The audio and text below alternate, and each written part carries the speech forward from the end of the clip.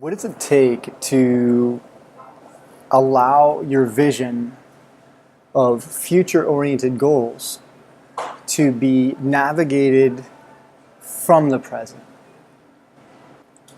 So, and what does it take, what is it about seeking a future-oriented goal that would inhibit presence? So we can be with a memory of what has happened, and we could be with that memory without losing track of what's here now, being what it's like to be here now, right? And we could be in a memory and get lost in it and lose track of what's happening here, right?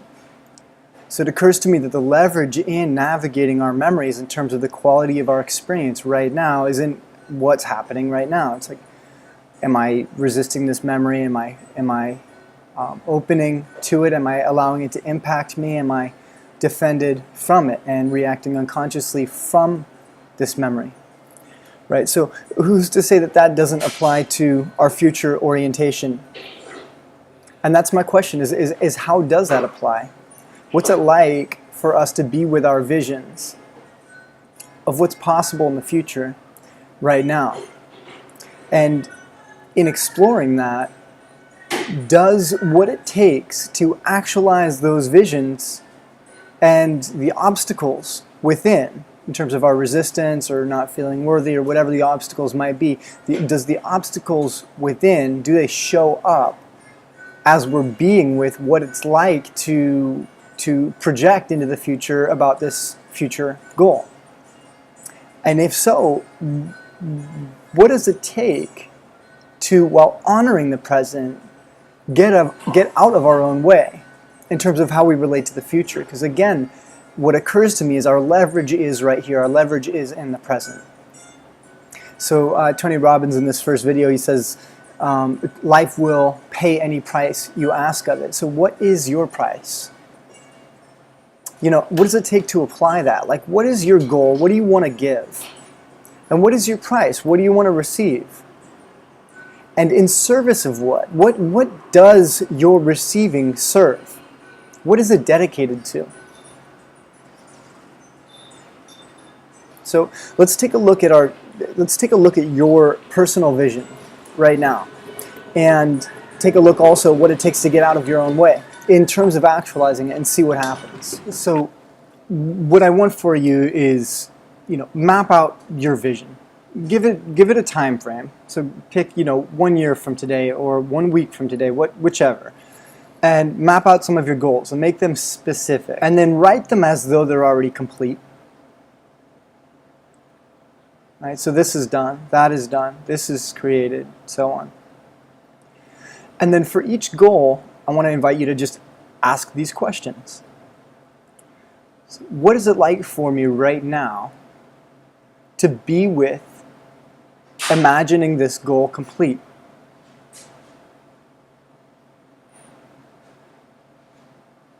And pause this as many times as you need to. Right?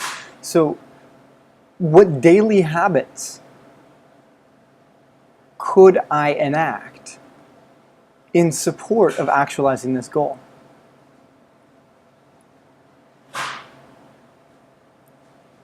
And who would I need to be in order to be in congruence with actualizing this goal in the time frame?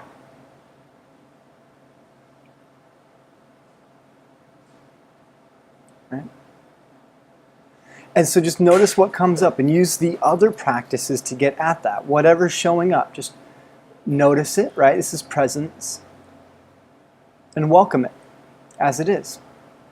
Whatever sensations are here, whatever emotions are here, whatever impulses, desires, images show up, whatever thoughts show up, whether they're disconcerting or whether they're concerting, whether they're creating harmony for you, just whatever shows up, just welcome it. And in that process of welcoming it, if that doesn't happen effortlessly for you, then ask yourself, could I welcome this as it is? And would I be willing to? And when?